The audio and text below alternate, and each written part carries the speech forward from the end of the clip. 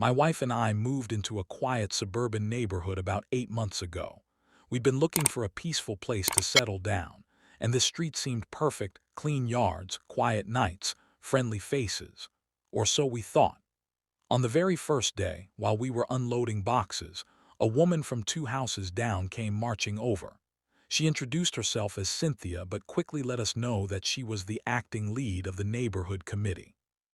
We smiled politely, said we were happy to be here, but she didn't seem interested in small talk. She immediately started pointing out how things are done around here, from where to place trash bins to how tall grass is allowed to be. It was a lot for a first meeting, especially since she never actually said, "Welcome." We figured maybe she was just particular and let it go, but it didn't stop there. Every few days she would show up with some complaint. "Your garage light is too bright at night," or "Your recycling bin was still out at 8:30 a.m. My wife, Megan, always stayed calm and civil. What Cynthia didn't know, what nobody in the neighborhood knew, was that Megan was actually the newly appointed sheriff of our county. She's quiet about her job when off duty, prefers not to draw attention, and had been on leave while we moved. One week, Cynthia came over furious because Megan had parked her work SUV, clearly marked with official insignia, in our own driveway. She said it made the neighborhood look unsafe and accused her of impersonating law enforcement. That's when Megan told her for the first time that she was in fact the sheriff. Cynthia froze, then laughed nervously like it was some kind of joke.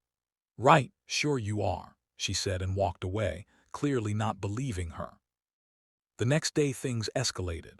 We had a friend over for dinner and we were sitting in the backyard talking when a patrol car pulled into our driveway. A deputy stepped out looking a little confused. "We got a report of someone impersonating a sheriff at this address," he said. Megan stood up and said, "You've got to be kidding me." She calmly pulled out her ID, badge, and credentials. The deputy's eyes widened and he immediately saluted her. Cynthia, of course, was standing across the street with her arms folded, watching like she had just caught a criminal. The deputy walked over to her and asked, "Did you file a false report?" She said, "No, I was just concerned. She said she was a sheriff and I didn't believe her." He told her, "Well, ma'am, she is the sheriff, and filing a false report is a crime." Her face turned red instantly. "I didn't mean any harm," she said, backing away. Megan just shook her head and said, "Ma'am, I recommend you stop trying to police the neighborhood unless you're actually qualified to." After that, Cynthia completely backed off. No more surprise visits, no more complaints. In fact, she stopped making eye contact altogether. It's funny how quickly people go silent when they realize the person they're trying to control is the one actually in charge of the law.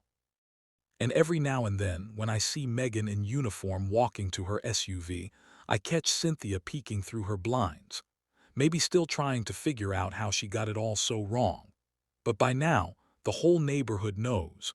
When you try to call the cops on the sheriff, you're in for one very awkward surprise.